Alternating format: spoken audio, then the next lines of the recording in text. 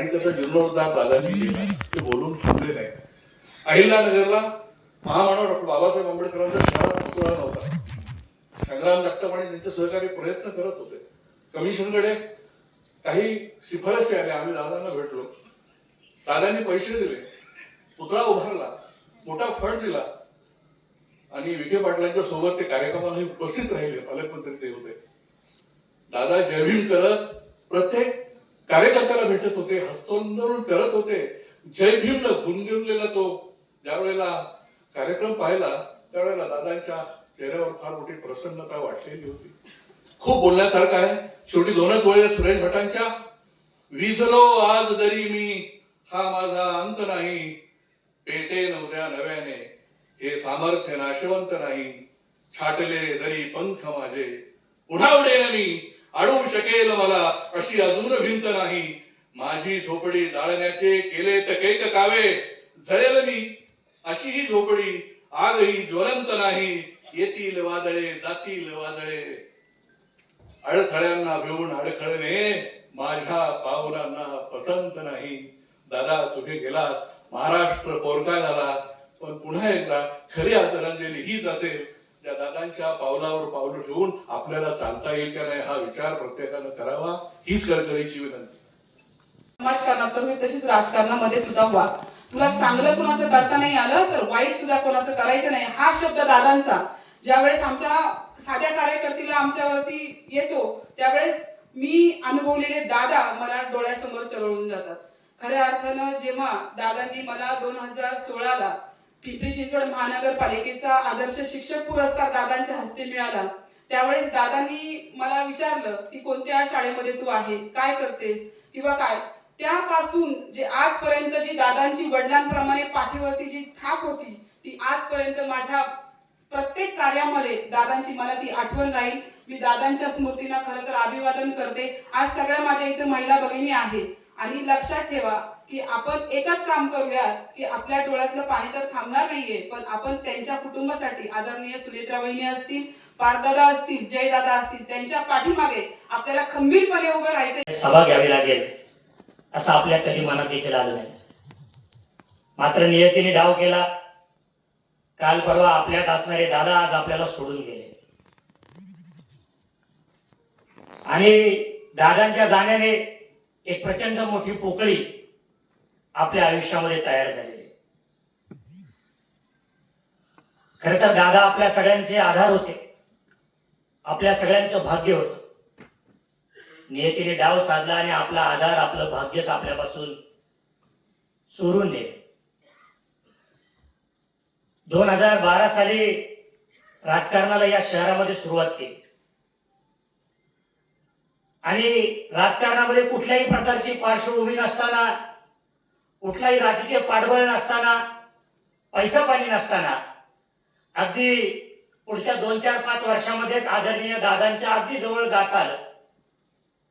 खर तर दादांच्या जवळ जाण्यामध्ये माझं कर्तृत्व असेल, माझं नशीब असेल, ती जितकं जबाबदार आहे त्याच्यापेक्षा जास्त या सभागृहामध्ये उपस्थित असलेले काही लोक आहेत की ज्यांनी आदरणीय दादांपर्यंत मला पोहोचवण्याचे साठी भूमिका पार पाडली.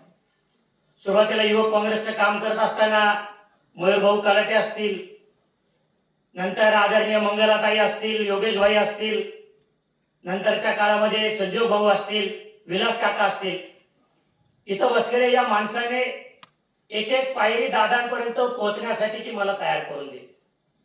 आणि नंतरच्या काळामध्ये नाना काटे असतील, यांच्या माध्यमातून असंख्य वेळा दादांना भेटण्याचा योग आला, अगदी दादांच्या जवळ जाता आला. आणि या सगळ्या प्रवासामध्ये एक वेळ अशी आली की या राज्याचा प्रदेशाध्यक्ष म्हणून आदरणीय दादांनी संधी दिली. दादांमुळे महाराष्ट्र पाहता आला, महाराष्ट्र समजून घेता आला आणि मग राजकारणामध्ये कळत न कळत भूमिका घ्याव्या लागतात. पुढच्या काळामध्ये 2 पक्ष वेगळे झाले आणि आदरणीय दादांसोबत न जाता आदरणीय पवार साहेबांसोबत विचाराने राहावं अशी भूमिका मी घेतली. नंतरच्या काळामध्ये कधी दादांशी बोलणं झालं नाही 1-1.5 वर्ष. मात्र डिसेंबर महिन्यामध्ये तटकरे साहेब एका कामाच्या निमित्ताने भेटले. त्यांना म्हणलं मला दादांना भेटायचंय पण मला वेळ घेता येत नाही. आणि मग डिसेंबर महिन्यामध्ये मी पहिल्यांदा दादांना भेटलो. पण कुठल्याही प्रकारचा राग दादांच्या मनामध्ये नव्हता. आणि त्याच्यानंतर गेल्या जानेवारी महिन्यामध्ये निवडणुकीच्या निमित्ताने 4-5 वेळा दादांना भेटण्याचा योग आला. प्रभाग 24ची चर्चा सुरू झाल्यानंतर तिथं आम्ही म्हणालो की आम्हाला सुनीलला तिकीट द्यायचंय. दादा म्हणले सुनील ना, अरे माझाच कार्यकर्ता आहे, त्याला द्यायचं ना तिकीट. कोणतरी म्हणाल नाही दादा, तिथं शिवसेनेवाले आपल्यासोबत युती करायचे म्हणतात, तिथं 3 जागा मागतात.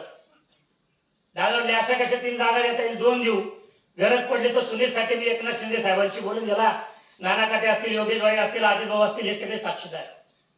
एवढा मोठा नेता, आभाळा एवढा मोठा नेता, या नेत्याच्या सावलीत जगता आलं, अनुभवता आलं हे जग, हे राजकारण. मी फार नशीबवान आहे. दादा प्रचंड सेक्युलर होते. राजकारणामध्ये भूमिका घ्याव्या लागतात, पण अंतिम श्वासापर्यंत आपला सेक्युलर विचार दादांनी कधी सोडला नाही. कुठलाही जातीयवाद, कुठलाही धर्माचा वाद, कुठलाही निर्णय घेताना एखादा कार्यकर्ता कुठल्या जातीचा आहे, कुठल्या धर्माचा आहे हे कधी पाहिलं नाही. विकासाचं राजकारण करायचं या एकाच मुद्द्यावर आदरणीय दादा शेवटपर्यंत कार्यरत राहिले. आणि खऱ्या अर्थानं येणाऱ्या काळामध्ये इथं बसलेल्या प्रत्येक दादांच्या कार्यकर्त्यांच्या नजरेतून दादा हे जग पाहणार आहेत. आणि म्हणून या पिंपरी चिंचवडचा विकास, या महाराष्ट्राचा विकास करण्याचं स्वप्न ज्या दादांनी बघितलं, ते स्वप्न आपल्यासारख्या कार्यकर्त्यांच्या डोळ्यांच्या माध्यमातून आदरणीय दादा पाहणार आहे. आणि या विकासाचा वाटेकरी होण्या हीच खऱ्या अर्थाने आदरणीय दादांना श्रद्धांजली असेल. दादा किती कठोर होते, वरून जरी फणसासारखे असले तरी आतून गोडवा होता. इथं बसलेला असा कुठलाही कार्यकर्ता नसेल की ज्याच्यावर दादा कधी चिडले नाही. पण दादा चिडले, दादा रागवले म्हणून राज्यातले कुठलाही कार्यकर्ता दादांवर चिडला असं कधी झालं नाही. एवढा मोठा मनाचा माणूस तुमच्या माझ्या नशिबात लाभला, हे आपण सर्वजण भाग्य आहे. मी माझ्या कुटुंबियांच्या वतीने, सारंगजी कामटेकर, नाना काटे या सगळ्यांच्या वतीने या ठिकाणी आदरणीय दादांना श्रद्धांजली वाहतो आणि थांबतो. धन्यवाद. असं म्हणण्याचं धैर्य होत नाही, कारण मी सुरुवातीपासून सगळ्यांच्या या ठिकाणी श्रद्धांजली ऐकतोय. खऱ्या अर्थाने लोकांच्या मनामनात आजही कायम असलेले आदरणीय अजितदादा यांना आज श्रद्धांजली वाहण्याची वेळ येते आहे. खरं तर मी 13 तारखेला अजितदादांना भोसरीच्या सभेत त्यांच्या व्यासपीठावरती भाषण करताना मी त्यांना भेटलो.